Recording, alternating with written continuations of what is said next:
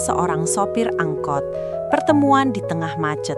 Langit Jakarta sore itu tampak muram. Awan kelabu menggantung berat.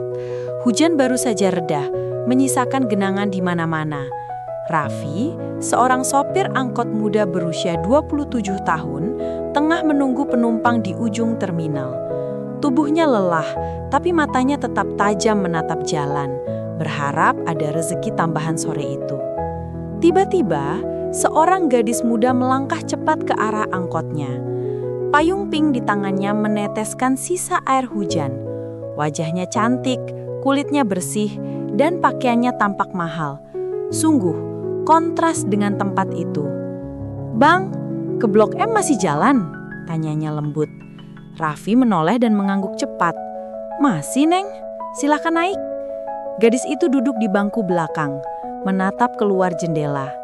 Aroma parfum lembutnya memenuhi kabin angkot yang biasanya dipenuhi bau bensin dan debu. Raffi melirik lewat spion. Gadis itu tampak gelisah, memegang ponselnya erat.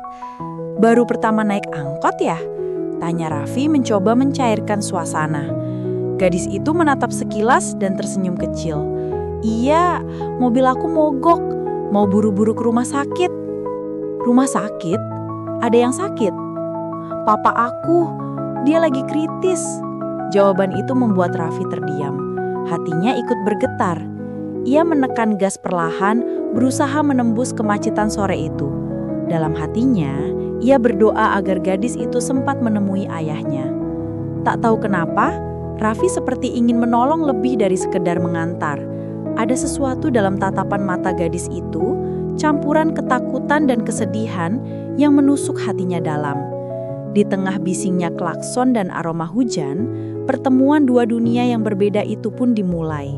Dan tanpa disadari, itu menjadi awal dari kisah yang akan mengubah hidup keduanya. Pertolongan yang tak terduga. Setelah menembus macet hampir 1 jam, angkot Raffi akhirnya berhenti di depan rumah sakit besar.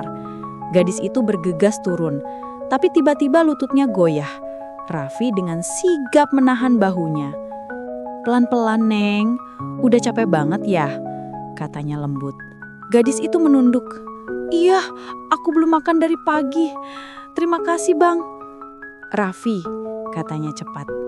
"Nama saya Raffi." "Aku Arini," balas gadis itu dengan suara pelan. Raffi membantu Arini sampai ke ruang tunggu ICU. Di sana, seorang perawat menjelaskan bahwa ayahnya baru saja masuk ruang operasi. Arini memejamkan mata, air mata jatuh tanpa bisa ditahan. Raffi berdiri kakuk, merasa tak pantas berada di sana, tapi hatinya menolak pergi. Ia membeli air mineral dan roti dari vending machine, lalu menyerahkannya pada Arini. "Neng, makan dulu ya, biar kuat." Arini menatapnya lama seolah tak percaya masih ada orang sebaik itu. "Bang Raffi, kenapa bantu aku sejauh ini?" Raffi senyum samar. "Kadang Tuhan nyuruh kita bantu orang tanpa alasan, Neng." Sejak malam itu, Raffi sering datang ke rumah sakit sekadar memastikan Arini baik-baik saja. Ia bukan siapa-siapa, tapi kehadirannya membuat gadis itu merasa tenang. Namun, dunia mereka terlalu berbeda dan keduanya tahu itu. Tapi entah kenapa hati tak pernah bisa diatur oleh logika. Dua dunia yang berbeda. Setelah beberapa hari ayah Arini akhirnya sadar, Arini senyum lega dan Raffi ikut bahagia melihatnya. Namun, begitu ayahnya tahu siapa Raffi, pandangan sinis langsung terpancar. "Dia sopir angkot, Rin. Kamu dekat dengan orang seperti itu?" kata sang ayah dengan nada tegas. Arini terdiam, hatinya berdebar. "Papa, dia cuma bantu aku waktu itu. Mbak lebih." Raffi menunduk, menahan malu. "Maaf Pak, saya cuma ingin bantu.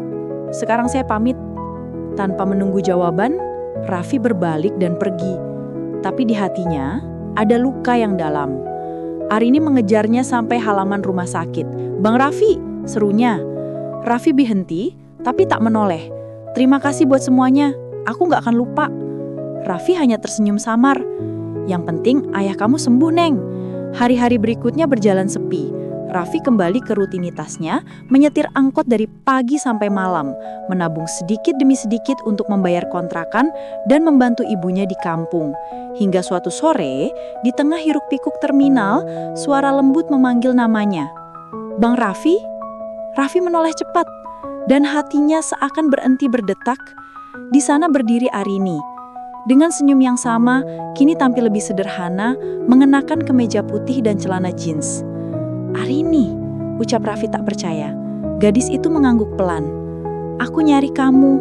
Aku belum sempat ngucapin terima kasih dengan benar waktu itu." Mereka akhirnya duduk di warung kopi kecil dekat terminal.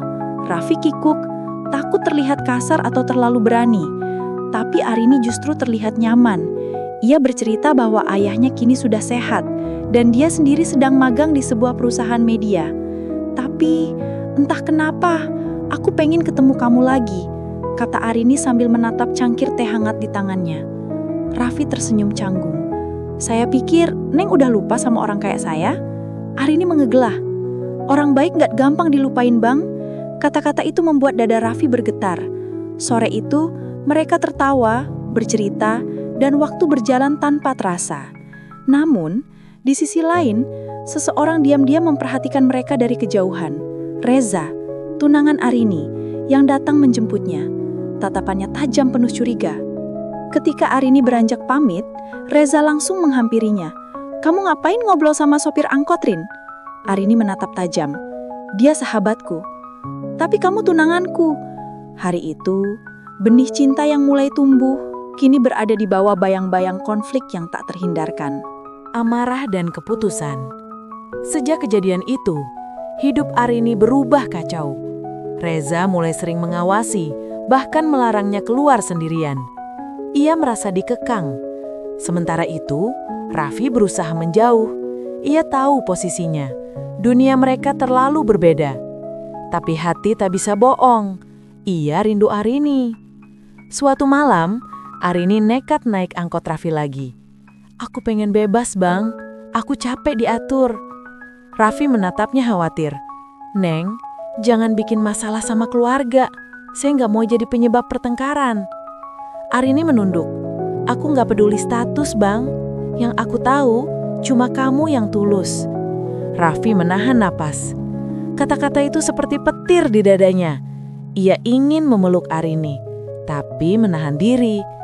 "Kalau kamu yakin, jangan ngomong cuma karena emosi," ucapnya lembut. Namun, malam itu, Reza datang dengan mobilnya, melihat mereka berdua di pinggir jalan. Tanpa pikir panjang, ia keluar dan menampar Arini. "Begini cara kamu jaga harga diri keluarga," bentaknya. Raffi langsung maju, menahan tangan Reza. "Jangan kasar, Mas." "Diam kamu. Siapa kamu berani ikut campur?" "Saya cuma nggak suka lihat wanita diperlakukan begitu." Pertengkaran itu berakhir dengan pukulan. Raffi jatuh, bibirnya berdarah. Tapi sebelum Reza pergi, Arini berteriak, "Aku nggak mau menikah sama kamu." Malam itu menjadi titik balik. Cinta yang tadinya sederhana, kini menjadi badai besar yang mengguncang hidup mereka. Luka dan tekad. Beberapa hari setelah kejadian itu, Raffi jarang terlihat di terminal. Luka di wajahnya belum sembuh, tapi luka di hatinya jauh lebih parah. Ia merasa bersalah karena kehadirannya membuat Arini terluka dan berkonflik dengan keluarganya. Sementara Arini dikurung di rumah, ayahnya kecewa berat. "Papa nggak akan izinkan kamu bersama orang seperti itu. Dia cuma sopir." Arini menangis. "Tapi dia orang baik, Pak. Dia penyelamat hidup aku." "Cukup," bentak ayahnya. Malam itu, Arini menulis surat lalu kabur dari rumah. Ia pergi ke terminal, berharap bisa menemukan Raffi. Saat melihat angkotnya terparkir, ia menangis lega. Raffi terkejut. "Neng, kenapa kamu di sini tengah malam?" "Aku nggak punya tempat lain, Bang. Izinkan aku ikut kamu sebentar aja." Raffi menatapnya lama, lalu menarik napas berat. "Neng, dunia nggak bakal nyalahin kamu kalau terus sama saya." "Aku nggak peduli dunia, Bang. Aku cuma peduli sama kamu." Raffi tak sanggup menjawab. Hujan turun deras malam itu. membasahi bumi sekaligus menyembunyikan air mata mereka berdua. Cinta mereka telah melewati batas logika, dan kini hanya ketulusan yang tersisa. Perpisahan di bawah hujan. Beberapa minggu mereka bersama. Arini tinggal di rumah sederhana milik teman Raffi, membantu berjualan gorengan, berusaha hidup apa adanya. Tapi di balik semua itu, Raffi terus merasa bersalah. "Kalau saya terusin ini, Neng bakal kehilangan segalanya," ucap Raffi suatu pagi. Arini menggenggam tangannya erat. "Aku udah kehilangan semuanya kecuali kamu." Tapi takdir tak berpihak. Polisi datang ke terminal membawa foto Arini. Keluarganya melapor hilang. Raffi panik. "Neng, kamu harus pulang.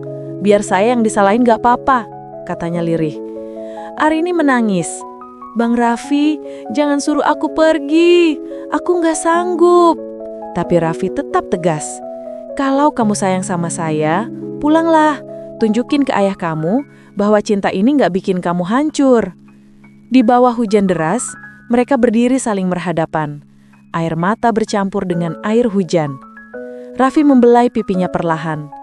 "Suatu hari nanti, kalau kamu masih mau, saya bakal datang bukan sebagai sopir, tapi sebagai pria yang pantas buat kamu." Arini menatapnya lama lalu memeluknya erat. "Jangan lupain aku, Bang. Saya nggak bakal pernah." Dan malam itu, mereka berpisah. Dalam hujan, dengan hati yang retak, tapi penuh cinta. Janji yang ditepati. 3 tahun berlalu, hidup banyak berubah. Raffi tak lagi menjadi sopir angkot. Ia kini memiliki usaha transportasi kecil dengan beberapa unit mobil yang ia rintis dari tabungan dan kerja keras. Sementara Arini bekerja sebagai jurnalis, menulis kisah-kisah tentang kehidupan sederhana dan orang-orang kecil yang sering dilupakan. Suatu hari dalam sebuah liputan sosial, Arini diundang ke acara penghargaan Inspirasi Jalanan untuk mewawancarai seorang pengusaha muda bernama Raffi Yansyah, mantan sopir angkot yang sukses. Saat Raffi naik ke panggung, mata Arini membesar. Wajah itu tak berubah, hanya kini lebih tenang dan penuh wibawa. Usai acara, mereka bertemu di balik panggung.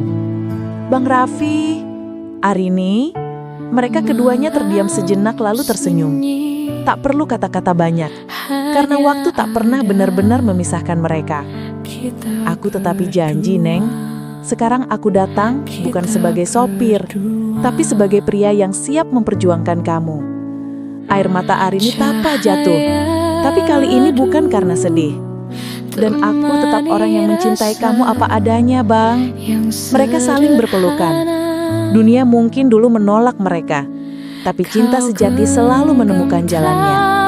Dan di tengah cahaya senja yang hangat, 2 hati yang dulu terpisah oleh status, kini bersatu dalam keabadian cinta sederhana. Cinta yang lahir di balik setir angkot. Aku temukan